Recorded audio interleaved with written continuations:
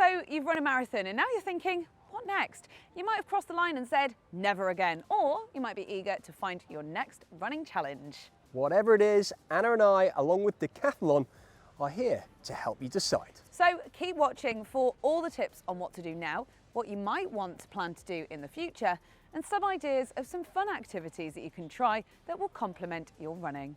First though, please do hit subscribe and tap on that bell icon so you get notified when we upload new videos all about running, which we do every week. It really helps us out.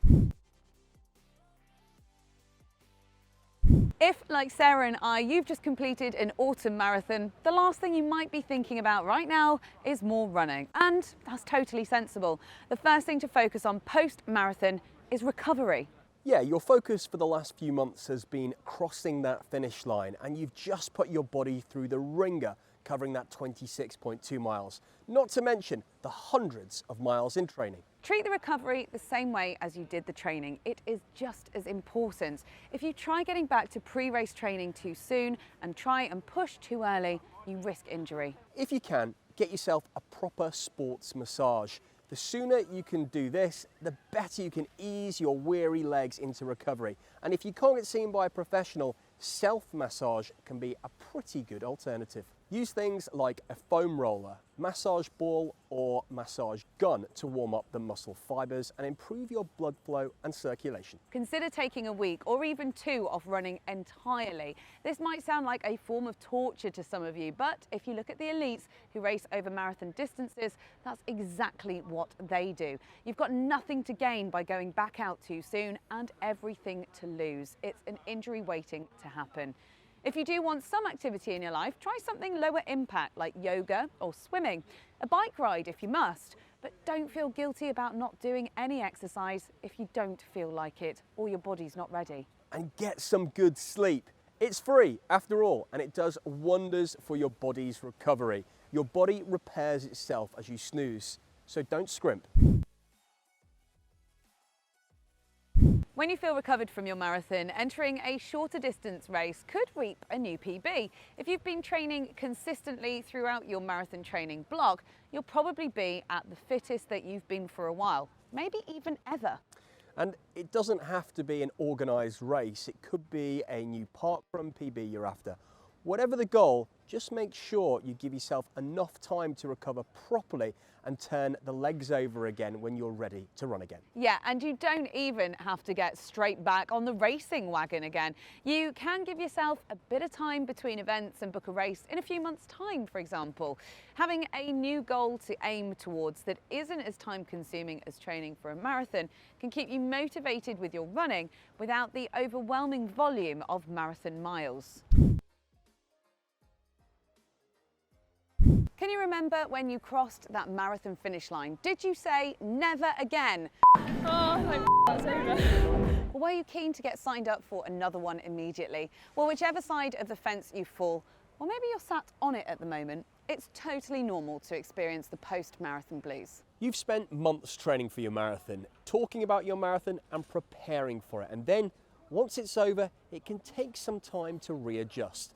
Just knowing that the post-marathon blues could be coming can help you beat them. Your plan for another marathon may depend on how you performed in your first race. If you didn't quite hit the goal that you wanted to, you might be looking to go back and give it another bash. I really wanted to run under 4 hours at my first marathon, but came in 4 hours and 7 minutes. So cue 3 more marathons to finally get the time that I wanted. Once you've decided if you're signing up for another marathon, reflect on the prep for your first one.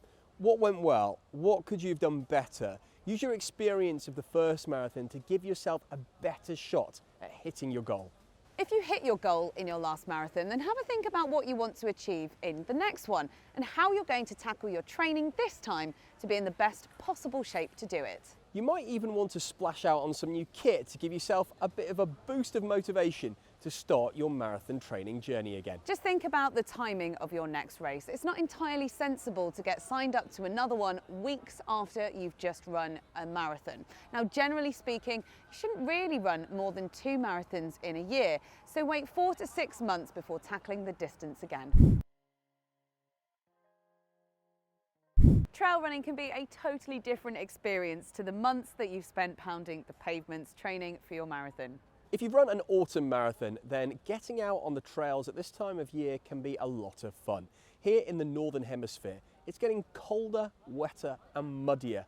All great ingredients for a tasty trail run. Get yourself some good trail kit, a running jacket, some trail shoes with good grip and a running pack to stash some water and snacks, and take yourself off out to explore on the trails. It's so beautiful, especially this time of the year as the leaves change colour and the landscape looks autumnal or wintry. Make sure you leave your pace expectations at home when you head for the trails. The weather, terrain and undulations mean you're bound to take things a little bit slower, and that's fine. The whole point of trying trail running is doing something different from road running. So take your time and take everything in around you. You could even download the Running Channel's scavenger hunt list from our website and try and find everything on it. To find some good trails near you, try using an OS map, Strava route planner or courses on Garmin Connect. You could also run with someone else who knows the trail or look for a running group who will be able to guide you.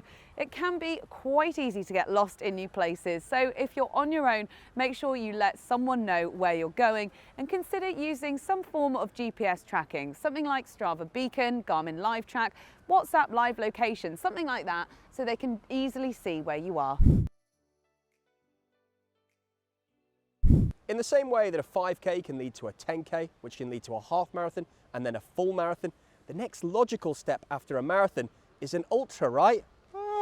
That's any race that's longer than 26.2 miles long. Let's face it, you've got the confidence, you can cover the distance, you've built a base of miles in training, so why not go further?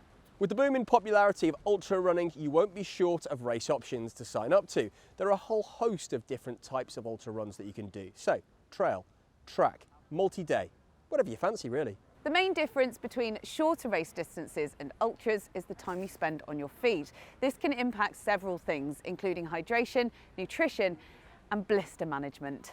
Being out for longer means that you may need to be a little bit more self-sufficient. Investing in a running hydration pack's a really good place to start so that you can carry water in soft flasks and have plenty of room for snacks and a basic first aid kit to bring along with you too. If you want more tips on how to step up from a marathon to an ultra, then make sure you check out our full video here on the Running Channel.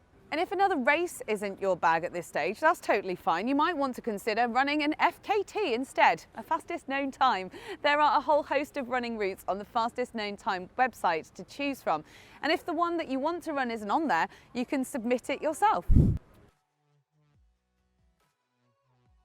It might be that, shock horror, you've had enough of running for a while after running your first marathon. And although we are the Running Channel, that is totally okay. Trying a different sport to change things up is a good way to keep your fitness up and also keep it interesting. How about giving cycling a go? Just like running, there are lots of different types of cycling that you can get into. So road cycling, mountain biking, BMXing, or even gravel riding. And it's a great excuse to treat yourself to some new kit.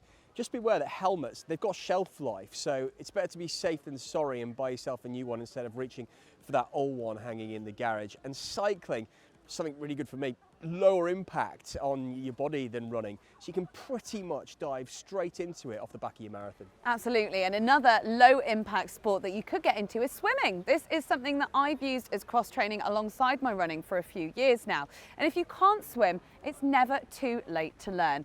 There's pool swimming and open water swimming, so if you're not used to swimming, then your local pool is probably the best place to start. All you need is a swimsuit or trunks and probably a pair of goggles. Open water swimming can be a bit trickier to start, but there's a guide on the Decathlon website which we've linked to in the description of this video if you're planning on swimming in lakes, reservoirs or the open sea. If you are keen to get into cycling and swimming, then perhaps combining all three disciplines and trying a triathlon may be the best fit for your next challenge post-marathon. You don't have to go all in at the top end of the triathlon scale and go for an Ironman. A sprint triathlon is a 750-metre swim, a 20-kilometre bike ride and a 5k run. And there are options to do it in a pool instead of open water swimming if you prefer. Yeah, hiking is another activity that's easy to get into if you're a runner. It uses different muscles and is less taxing on the joints than running on pavement. So another great low impact alternative. Our final suggestion for something new to try is yoga or Pilates. Not only will they help with your flexibility and strength when it comes to running, but they're also a great way to practice mindfulness and breathing. There are many different styles of yoga, such as Ashtanga, Vinyasa, Bikram and Rocket, and some styles are more vigorous than others, while some may have a different area of emphasis, such as posture or breathing. No style is necessarily better than the other though, but it is best to choose a class appropriate for your fitness level. There are loads of videos to help you get started on YouTube, or you could look for a class local to you. If you do it in person at a class, you're able to have the supervision of someone who will be able to make sure you're doing the process and the poses correctly. We hope that's given you some ideas of what to do after you've run your marathon. Are you going to be taking on any of them as your next challenge? Or maybe you've decided to do something else. Whatever it is, please do tell us in the comments below. We love hearing from you, and we'll see you next time on the Running Channel.